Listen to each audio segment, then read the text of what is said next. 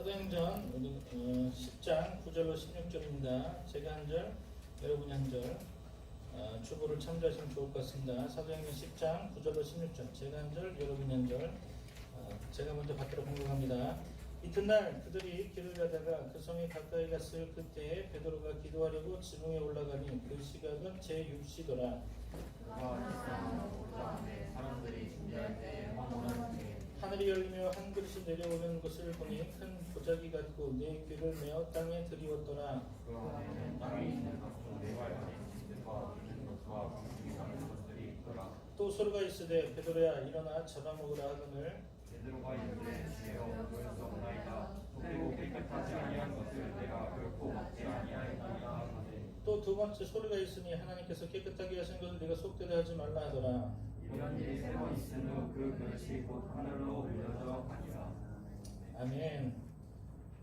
오늘은 사도행전 10장 9절로 16절 신앙의 명품과 짝퉁이라는 제목을 가지고 하나님의 말씀 나눌 건데요.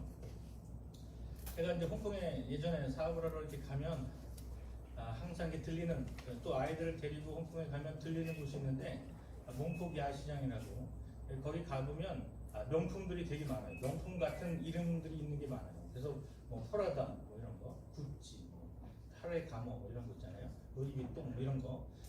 하여튼 뭐 그런 것들이 되게 많은데, 그래서 이제 그 데리고 간 청년들이나 이제 중고등부 아이들이 너무 좋아서 야 이거 우리 어머니한테 사드리면 좋겠다 해갖고 사잖아요. 놀라운 게 있어요. 그거를 이제 포장할 때 검은 비닐봉지에다 그냥 주는 거예요. 진짜 명품이면 그렇게 안 주잖아요. 그죠? 진짜 명품 같으면 이제 손에 장갑을 끼고, 그리고 만질 때도 아주 고이고이 만져서, 그리고 포장을 이쁘게 해서 이렇게 주는 게 명품인데, 역시 명품이 아닌 짝퉁들은 그냥 이름은 프라다인데 실제는 프라다 같지 않아요. 또 이름은 루이비통인데 루이비통 같지 않은, 이렇게 해갖고 그냥 막 검은 비닐봉지에 넣어서 이렇게 주는 거예요. 이런 걸 보고 뭘 생각했냐면, 야 이거는 명품과 짝퉁이 바로 이렇게 검증이 되는구나, 이렇게 이제 생각을 한 적이 있었는데, 오늘 하나님의 말씀을 보면서 우리가 뭘 생각해야 되냐면, 여러분도 잘 아시겠지만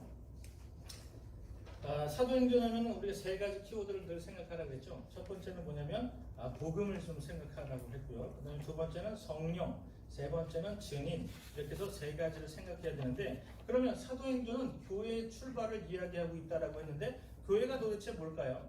자, 교회는 네 가지로 이야기를 하고 있어요. 첫 번째는 한 분의 하나님을 믿는 모임이라는 거죠. 한 분의 하나님을 믿는 모임이고, 하나님의 부르심을 받은 거룩한 백성들의 모임이라고 하는 거죠.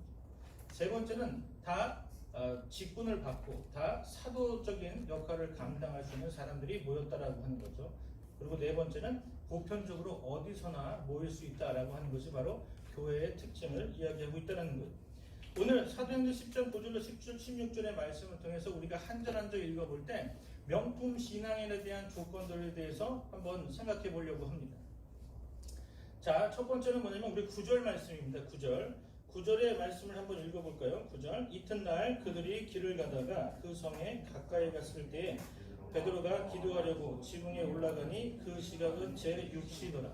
그렇죠. 시간이 몇 시죠? 6시라는 거죠. 그 6시가 실제 우리 시간으로 보면 낮 12시입니다. 이스라엘은 세 번 기도하게 돼 있어요. 세 번 기도하게 되는데, 첫 번째는 뭐냐면 하루에 세 번 기도하는데, 두 번 정도 기도는 회당이나 아니면 성전에서 기도를 하고요. 한 번은 자기 집에서 기도를 해요. 그래서 9시, 그 다음에 12시, 그 다음에 3시 이렇게 기도하는 사람이 있고, 9시, 12시, 6시 기도하는 사람도 있고, 하루에 세 번씩 시간을 정해놓고 기도를 한다는 거죠. 그래서 여기서 이야기하는 건 뭐냐면, 우리가 명품 신앙인이 된다. 그럼 명품 신앙인으로서의 조건은 첫 번째 중요한 건 뭐냐면 정시기도, 시간을 정해놓고 기도하는 기도가 필요하다라는 거죠. 우리가 하나님의 백성이라면 날마다 하나님을 생각해야 되는데, 그럼 날마다 하나님을 생각하는 방법이 뭘까요? 그것은 정시로 시간을 정해놓고 기도하는 거예요. 시간을 정해놓지 않고 기도하는 거와 시간을 정해놓고 기도하는 건 뭐가 차이가 있을까요? 우리가 약속을 잡아도 6시에 만납시다라고 하면 6시에 모든 신경이 가 있는 것처럼, 하나님을 만나는 그 시간도 우리가 시간을 정해놓고 기도하는 것과 시간을 정하지 않고 기도하는 건 다르다라고 합니다. 시간을 정해놓고 기도하면 하나님께 기도할 마음이 먼저 준비되어진다는 거죠. 그래서 하나님께 드려지는 마음이 준비되고, 그리고 예배를 시작하고 기도를 한다는 거죠.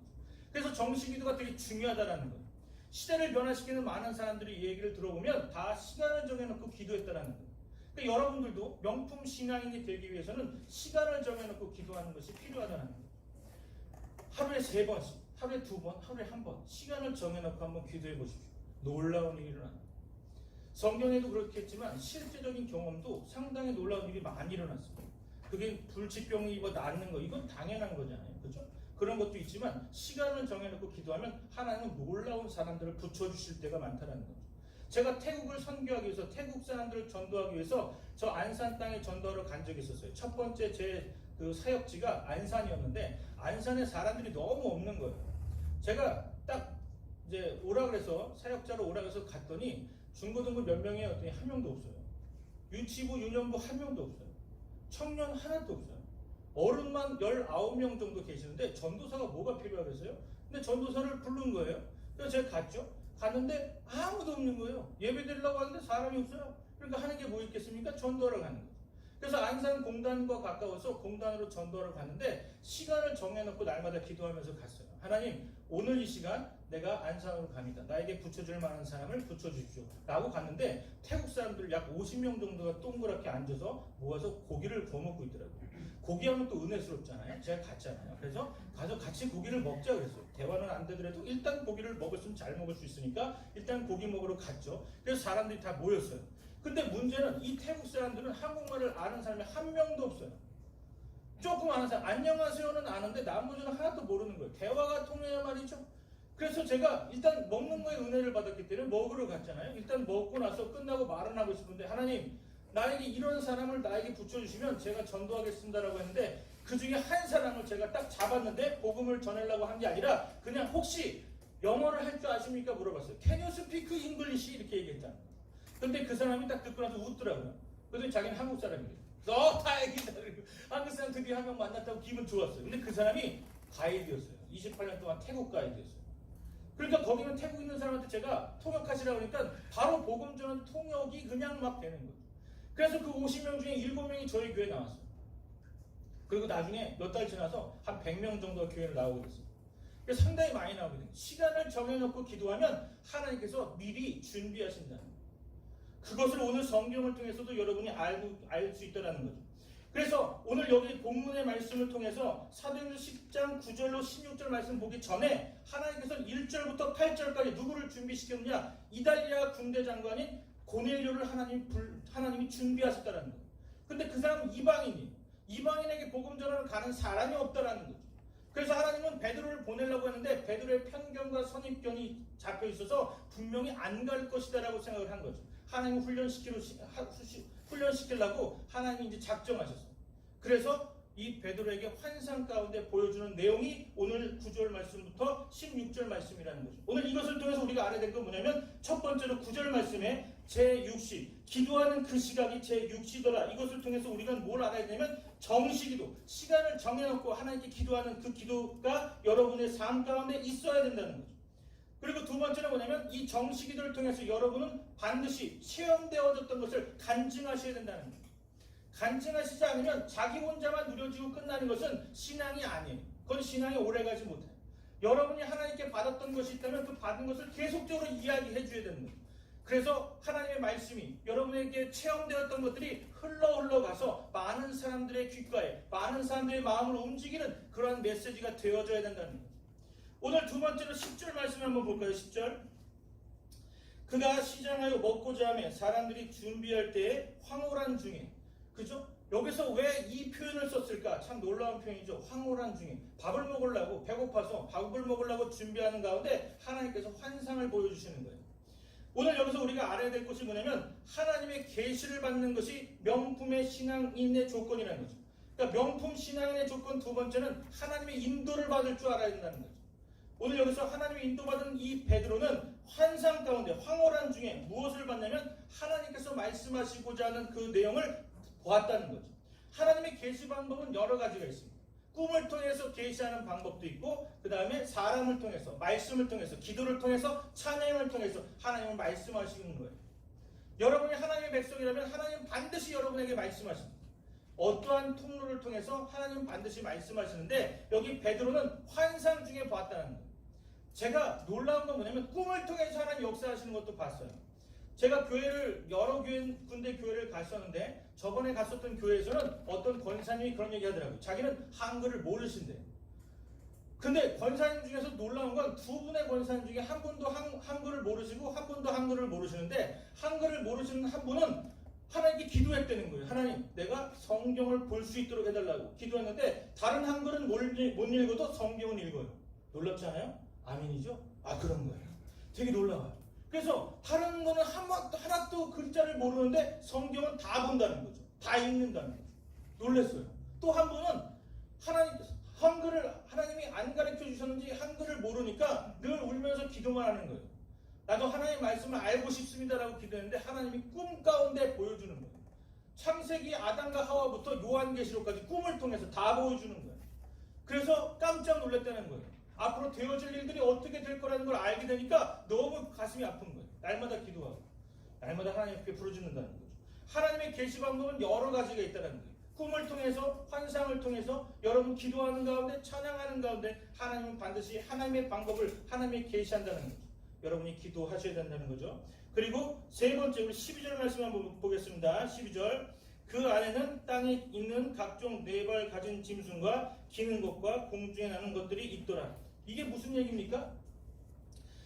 이스라엘에는 먹는 것과 먹지 못하는 것, 먹으면 안 되는 그 동물들이나 생물들이 반드시 구분되어 있습니다. 레위기 11장 2절 말씀을 보니까 뭐라고 표현되어 있냐면 너희가 먹을 만한 생물은 이러하다라고 하면서 레위기 11장에는 우리가 먹을 수 있는 것과 먹지 못하는 것들을 구분해 놓고 있어요. 신명기 14장도 마찬가지로 우리가 먹을 수 있는 것과 먹지 못하는 것들을 이야기하고 있는데 그것을 두 가지로 무엇을 얘기를 하냐면 정한 짐승과 부정한 짐승 이렇게 이야기해서 정한 것은 먹어도 되고 부정한 것은 먹지 말라 이렇게 구약은 이야기하고 있다는 거죠. 그래서 구약에 사로잡혔던 이 베드로는 동일한 생각을 했다는 거죠.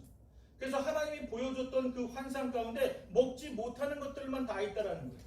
그래서 이건 먹으면 안 되는구나 생각하는데 하나님은 자꾸만 먹으라고 하는 거죠. 기분이 상당히 나쁘죠.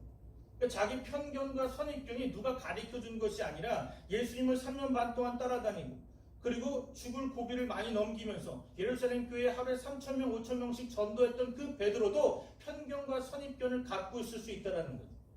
하나님께서 예수님께서 말씀하셨듯이 마태복음 13장에 예수님께서 알곡을 다 심어놔도 희한한 건 가라지까지 있다라는 거예요. 그 가라지가 뭐겠습니까? 우리도 모르게 자라나는 편견과 선입견들이 우리 모르게 우리 마음속에 자라고 있다는 거예요. 그것을 하나씩 제거하는 것이 바로 명품 신앙이 되는 조건들이라는 거죠. 오늘 여기서 우리가 알아야 될 건 고린도전서 10장 31절에 바울이 고백했던 것처럼 너희는 먹든지 마시든지 하나님의 영광을 위하여 하라. 이렇게 이야기했다라는 거죠. 그래서 이 말씀을 통해서 우리가 알아야 될 게 뭐냐면 예수님께서는 베드로를 통해서 뭔가 훈련을 하기를 원하는 거죠. 뭔가 하나님께서는 이야기하시고자 하는 것이 있었다는 거죠. 그게 뭐냐면 네가 갖고 있는 편견과 선입견을 버려라는 거죠. 우리가 항상 우리의 신앙을 점검할 때 우리의 편견과 선입견이 있는가 늘 점검해 보셔야 된다는 거죠. 그의 기준이 뭡니까? 바로 성경이 우리의 기준이 되어야 된다는 거죠. 그래서 그 말씀을 통해서 하나님은 우리에게 오늘 요구하시는 게 뭐냐? 너희들의 신앙은 하찮은 짝퉁 신앙이 아니라 명품 신앙으로 하나님 만드시겠다는 거죠. 그 첫 번째로 여러분들에게 정식기도, 시간을 정해놓고 기도하는 법을 하나님은 원하신다는 거죠. 그리고 두 번째는 하나님의 계시, 하나님의 인도를 받는 하나님의 백성이 되라는 거죠. 세 번째는 여러분의 삶 가운데 하나님 편견과 선입견, 신앙적 편견과 선입견이 있다면 빨리 버리셔야 된다는 거죠. 그래서 하나님의 말씀으로 돌아가셔야 된다는 거죠. 그것을 하나님이 원하신다는 거죠. 그래서 우리가 알아야 될 것이 우리의 신앙 가운데 우리가 점검해 볼 신앙이 뭐냐면 그러면 사단도 반드시 계시를 할 거 아닙니까? 그죠? 이게 하나님의 계시입니까? 아니면 사단의 계시입니까? 늘 고민하죠. 그래서 어떤 두 갈래 길을 놓고 항상 기도할 때 그렇게 기도하는 경우가 많아요. 가끔 제가 청년들을 만나면 전사님하고 상담으로 오는 사람은 대부분 둘 중에 하나죠. 이 남자가, 이 여자가 진짜 내 배필이 맞습니까? 그렇게 물어보는 사람이 또 있어요. 그럼 그러죠. 맞을 겁니다. 아니 어떻게요? 여러분 눈에 일단 띄었다는 건 맞는 겁니다. 이렇게 얘기를 하는 거죠. 일단 하나님이 하와를 데리고 아담한테 갈 때 아담의 눈에 일단은 하와를 본 거 아니겠습니까? 그죠? 그러고 나면 하나님께서 하와를 아담에게 주는 거랑 똑같은 거죠. 그러니까 이게 하나님의 뜻입니까? 마귀의 뜻입니까? 맨날 이거에 고민하고 있었다는 거죠. 그럼 마귀의 뜻은 뭐겠습니까? 데살로니가 후서 2장 9절로 12절 말씀에 이 마귀에 대한 이야기를 잘하고 있어요. 악한 자의 나타남은 사탄의 활동을 따라 모든 능력과 표적과 거짓 기적과 불의와 모든 속임으로 멸망하는 자들에게 있으리니, 그죠? 이 사단도 능력을 나타낼 수 있다라는 거예요. 그리고 이 사단도 거짓 기적과 표적을 나타낼 수 있다라는 거죠. 그런데 많은 사람들이 거기에 속냐? 그건 아니고 하나님께서 뭐냐면 멸망하는 자들에게 속게 만든다는 거죠. 멸망하는 자들에게, 심판받을 자들에게 그렇게 속게 만든다는 거죠. 그래서 왜 이단에 빠집니까? 왜 사람들이 편견과 선입견을 가지고 교회를 떠나가게 됐습니까? 제도권적인 교회는 사람들을 구원시키지 못합니다. 그러나 하나님의 말씀으로 들어간 교회는 그 안에서 하나님을 찾은 사람들, 그 안에서 하나님을 발견한 사람들은 하나님의 구원을 다 주신다는 거죠. 오늘 여기서 중요한 건 뭐냐면 마귀도 이러한 역사가 있지만 하나님께서는 불의한 자들에게, 멸망받을 자들에게 그렇게 속게 만드신다는 거죠. 그래서 여기서도 뭐라고 얘기하냐면, 그러면 왜 그렇게 됩니까? 하나님이 미혹의 역사를 그들에게 보내사 거짓 것을 믿게 하시면 진리를 믿지 않고 불의를 좋아하는 모든 자들로 하여금 심판을 받게 하려 하십니다. 심판을 받을 백성들이기 때문에 하나님이 그렇게 만드신다는 거죠. 그러면 우리에게 하나님이 약속하신 건 뭐냐면 데살로니가 후서 2장 13절 말씀에 보니까 하나님께 우리가 감사함으로 하나님께 나아가야 될 이유가 뭐냐면 첫 번째는 하나님은 우리를 처음부터 택하여 주셨다는 거죠. 여러분을 처음부터 택하셨다는 거고, 두 번째는 성령의 거룩하심을 따라서 우리를 거룩하게 만드셨다는 거고, 그리고 세 번째는 진리를 믿음으로 구원을 받게 하셨다는 거죠. 그러니까 여러분이 생각해야 될 것은 이런 것을 우리가 생각하셔야 된다는 거죠. 하나님 우리를 명품 신앙으로서, 하나님의 걸작품으로서 하나님이 우리를 만들어 가시는데, 그럼 우리가 해야 될 것이 무엇입니까? 우리가 해야 될 것은 많은 것을 하려고 하는 것이 아니에요. 교회 안에서 우리가 노동해야지 하나님께 구원받는 것이 아니라는 거예요. 천주교처럼 어떤 일을 행함으로 말미암아 구원받는 것이 아니라는 거예요. 그럼 우리가 해야 될 것이 무엇입니까? 우리는 하나님께 기도하는 시간을 갖는 거죠. 우리가 하나님 앞에 기도하는 시간 갖는 이유가 뭡니까? 하나님의 인도를 받기 위해서, 하나님의 세밀한 인도를 받기 위해서 그랬다는 거죠. 그리고 우리도 모르는 그런 가라지와 같은 편견과 선입견을 하나님은 빨리 뽑아내기를 원하신다는 거죠. 우리가 왜 말씀 앞으로 나와야 됩니까? 말씀을 통해서 우리가 성령의 조명하심을 통해서 우리에게 있는 가라지 같은 우리의 편견과 선입견, 신앙적 편견과 선입견을 빨리 버릴 수 있도록 하기 위해서 그렇다는 거죠. 하나님은 오늘 이 시간도 여러분을 찾으십니다. 그리고 하나님은 오늘 이 시간도 여러분을 축복하십니다. 근데 여러분의 삶 가운데 우리가 드려져야 될 것이 무엇입니까? 우리의 시간, 우리의 삶을 하나님께 드리겠습니다 라는 고백이, 그것이 바로 우리의 헌신이고 하나님께서 요구하시는 그런 헌신이라는 것을 기억하셔야 됩니다. 오늘 제가 중구난방으로 떠들면서 왔다 갔다 돌아다니지도 않고, 그죠? 가만히 앉아서 있다 보니까 다리가 늘 근질근질하고 미칠 것 같은데 한번 습관 들여보려고 애를 쓰고 있어요. 그죠?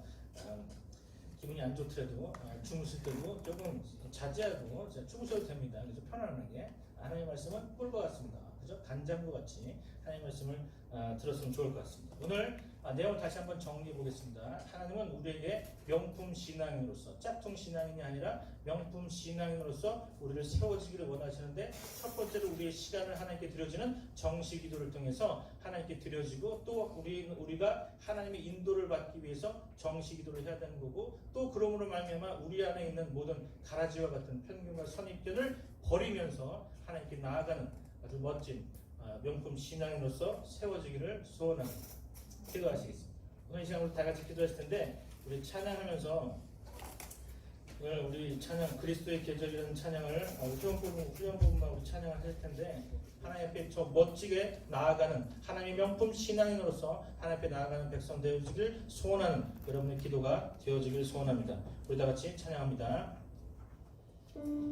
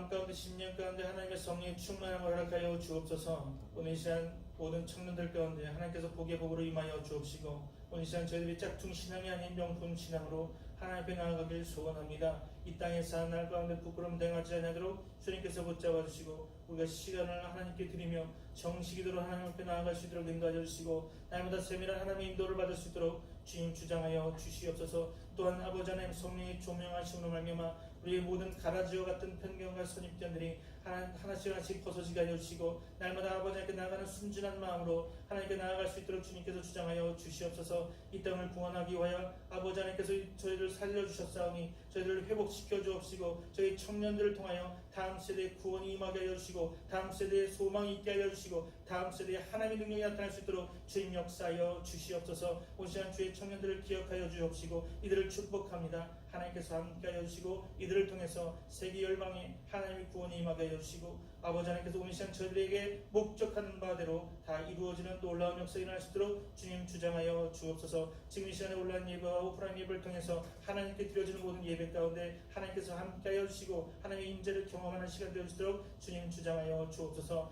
주님께서 함께할 줄 믿사오며 예수 그리스도 이름으로 기도합니다. 아멘.